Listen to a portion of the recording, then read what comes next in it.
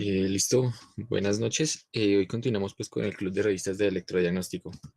Este es el artículo que traigo el día de hoy. Es un artículo publicado en mayo del 2019 online en la revista de Neurofisiología Clínica.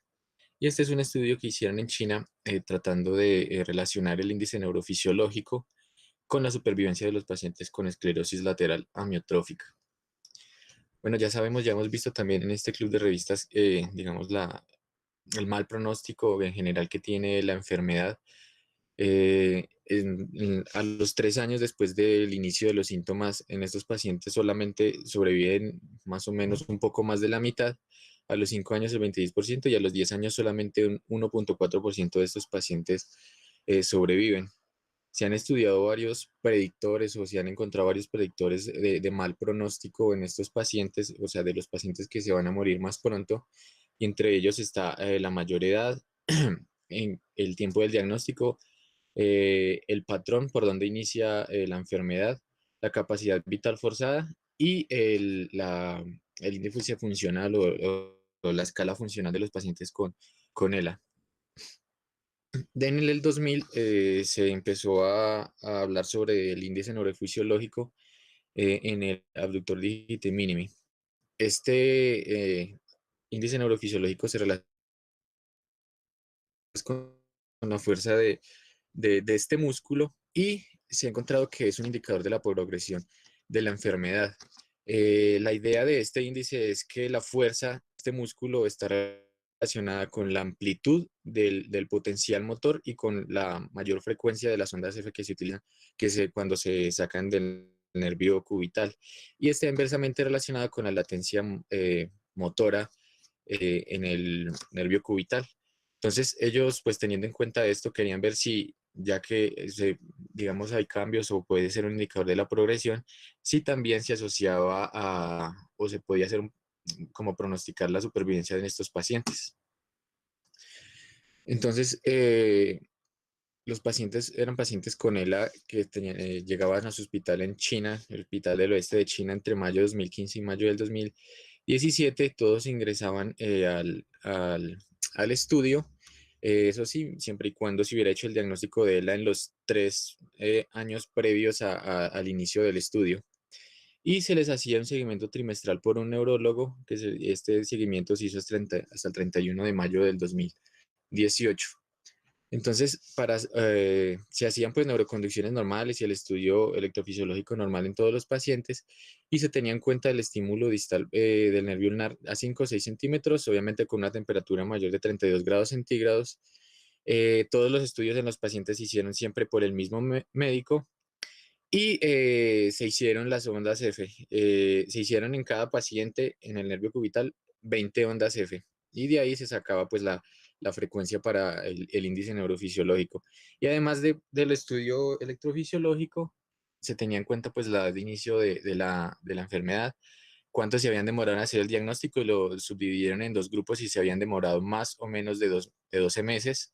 A todos se les aplicaba la escala funcional en los pacientes de ELA, se miraba si estaban en tratamiento con Riluzol y se consideraba que estaban en tratamiento con Riluzol. Si lo tomaban 100 miligramos al día, ya llevaban más de un mes en el tratamiento. Y también se tenía en cuenta el patrón de inicio de la enfermedad, si había empezado, pues había sido de inicio vulvar en miembros superiores o en miembros inferiores. Y para tener en cuenta el tiempo de supervivencia de estos pacientes, entonces se tomaba desde el inicio de la enfermedad hasta la muerte, pues si morían durante el seguimiento hasta que hubieran muerto, o si no, hasta el último control que hubieran tenido durante el estudio estos pacientes. Ya en cuanto a los resultados, se reclutaron 191 pacientes. De estos 5 pacientes se perdieron. Al final del estudio habían 79 vivos, que eran el 40,8%, y 102 habían muerto, que eran más de la mitad.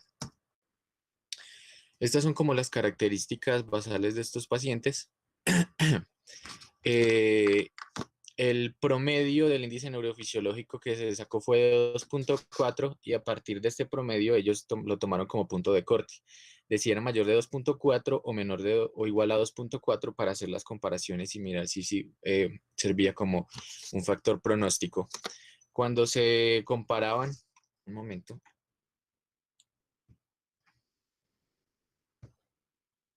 Listo, cuando se comparaban pues, el punto de corte del índice neurofisiológico con las características, digamos, basales de los pacientes en el estudio, se encontró que no habían diferencias significativas en general entre los dos grupos, entre las dos subdivisiones del índice neurofisiológico con las características basales, excepto en la escala funcional, que sí había una diferencia significativa y que era mayor, tenían mayor puntaje en la escala funcional cuando el índice neurofisiológico era mayor a 2.4.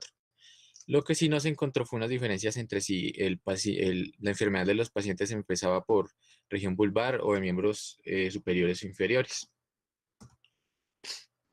Estas son las gráficas de Kaplan-Meier. Esto es en general todos los pacientes. La supervivencia que en promedio fue de 33.5 meses, que iban más o menos entre 28 y 38 meses.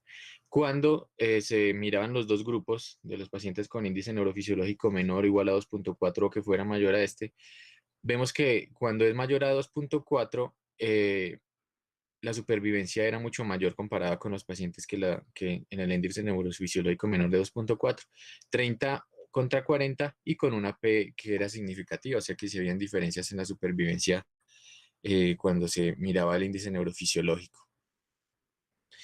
Se hizo pues análisis univariado de varias características de las que ya habíamos mencionado y en estas que se encontró que pues, de cosas que ya en realidad se sabían que a mayor edad de inicio de la enfermedad, digamos que él era peor pronóstico. Si había una demora en el diagnóstico, eso significaba que que era una progresión más lenta de la enfermedad y por lo tanto sobrevivían mucho más, pues un poco más de tiempo. Y si la enfermedad empezaba por extremidades, ya sea superiores o inferiores, era mejor pronóstico que si empezaba por región vulvar. Obviamente, a mayor puntaje en la escala funcional también tenían más supervivencia.